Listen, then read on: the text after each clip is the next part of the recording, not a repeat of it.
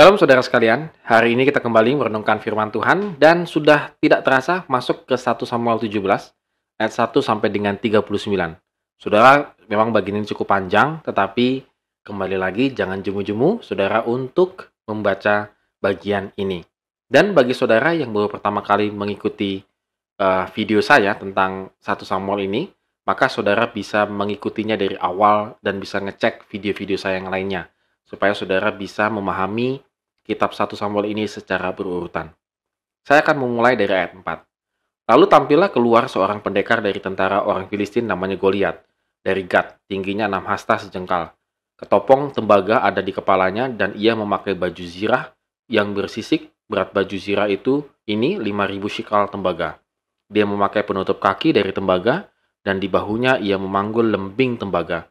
Gagang tombaknya seperti pesa tukang tenun dan mata tombaknya itu 600 shikal besi beratnya, dan seorang pembawa perisai berjalan di depannya.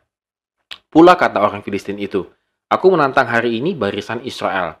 Berikanlah kepadaku seorang supaya kami berperang seorang lawan seorang." Orang Filistin itu maju mendekat pada pagi hari dan pada petang hari. Demikianlah ia tampil ke depan 40 hari lamanya. Tetapi Daud berkata kepada Saul, "Hambamu ini biasa mengembalakan kambing domba ayahnya. Apabila datang singa atau beruang yang menerkam seekor domba dari kawanannya, maka aku mengejarnya, menghajarnya, dan melepaskan domba itu dari mulutnya. Kemudian apabila ia berdiri menyerang aku, maka aku menangkap janggutnya lalu menghajarnya dan membunuhnya. Baik singa maupun beruang telah dihajar oleh hambamu ini. Dan orang Filistin yang tidak bersunat itu, ia akan sama seperti salah satu daripada binatang itu. Karena ia telah mencemooh barisan daripada Allah yang hidup." Pula kata Daud, "Tuhan yang telah melepaskan aku dari cakar singa dan dari cakar beruang, dia juga akan melepaskan aku dari tangan orang Filistin itu." Kata Saul kepada Daud, pergilah Tuhan menyertai engkau." Ya, apa yang membedakan cara berperang Daud dengan Saul, saudara sekalian? Maka di sini ada satu perbedaan yang cukup mencolok.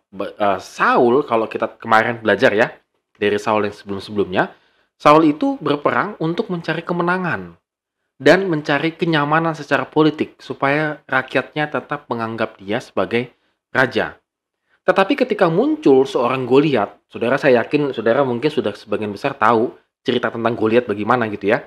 Itu sangat besar, sangat sangat pendekar, kan disebut pendekar begitu, sangat jagoan. Maka Saul menjadi ciut dan cemas. Bayangkan, selama 40 hari Goliat tampil di depan mereka, nantangin 40 hari dari pagi sampai petang untuk lawan by one gitu ya. Nggak ada yang maju. Karena balik lagi, Saul itu cara berperangnya mengandalkan diri sendiri, kekuatan, taktik militer, dan lain sebagainya. Sementara Daud tidak demikian. Waktu itu Daud datang, malah diejek sama abangnya, disuruh pulang lagi begitu ya. Lalu dia juga dikasih baju jirah yang berat, nggak mau juga dipakai karena keberatan. Dia memilih hanya pakai ketapel. Nanti kita akan lihat cerita berikutnya. Nah, artinya perbedaan utamanya adalah Daud itu berperang seperti seorang gembala yang menyelamatkan dombanya. Maka dia ceritakan bagaimana dia menyelamatkan kawanan dombanya, kambingnya, ternaknya dari beruang dan singa. Saudara, kalau kita perhatikan, hal itu luar biasa loh. Nggak gampang.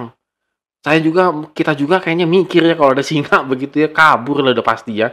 Apalagi kalau singanya sudah menerkam, dilepas itu dombanya. Waduh, kebayang saudara, itu butuh taktik dan terutama butuh tenaga yang sangat kuat dan juga butuh keberanian yang luar biasa. Jadi memang Daud itu berperang untuk saving, menyelamatkan. Bukan victory, bukan kemenangan. Sementara Saul itu berperang untuk kemenangan, supaya dia mendapatkan kekuatan politis mempertahankan kerajaannya. Saudara, di sini perbedaan yang luar biasa antara Saul dan Daud dari menghadapi Goliat dalam kehidupan mereka. Saul diam, sementara Daud tidak diam. Dia gemes dengan Goliat begitu ya. Nah, Daud beriman bahwa Tuhan pasti akan menolong walaupun tanpa peralatan yang memadai. Dia menolak baju jirah, menolak tombak, tameng, dan lain sebagainya. Dia cukup pakai ketapel. Artinya dia meyakini bahwa hanya Tuhan yang mampu menolong dalam situasi genting dan sangat sulit ini. Dan impossible untuk menang. Itu hanya Tuhan yang bisa membuatnya dia menang. Nah, saudara sekalian, kalau kita boleh renungkan dari cerita ini, kita seringkali mengandalkan tools daripada iman.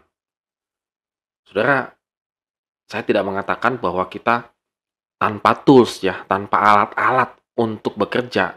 Tetapi kalau titik berat kita itu mengandalkan alat-alat kita, mengandalkan apa yang kita punya, saudara, saya khawatir kita akan seperti Saul. Akhirnya kita akan berperang hanya untuk mencari keberhasilan. Tetapi berbeda sekali dengan Daud, saudara. Walaupun peralatannya seadanya, tetapi dia berperang bersama dengan Tuhan, Sang Gembala yang ajaib itu. Karena dia meyakini bahwa gembala itu akan melepaskan dia dari cakar singa dan cakar beruang. Saudara, mari saudara pada hari ini kita merenungkan bersama-sama. Berjuanglah bersama gembala yang agung. Gembala yang siap untuk membela kita mati-matian, melepaskan kita dari cakar beruang dan cakar singa, dan sungguh-sungguh akan menyelamatkan hidup kita. Kalau ini yang menjadi semangat kita pada hari ini, saudara, maka peralatan apapun yang Anda miliki pada saat ini, skill apapun yang Anda miliki pada saat ini, keadaan apapun yang Anda miliki pada saat ini, Anda tidak gentar dan khawatir. Karena kita berperang bersama Gembala yang agung. Amin. Tuhan Yesus memberkati kita semua.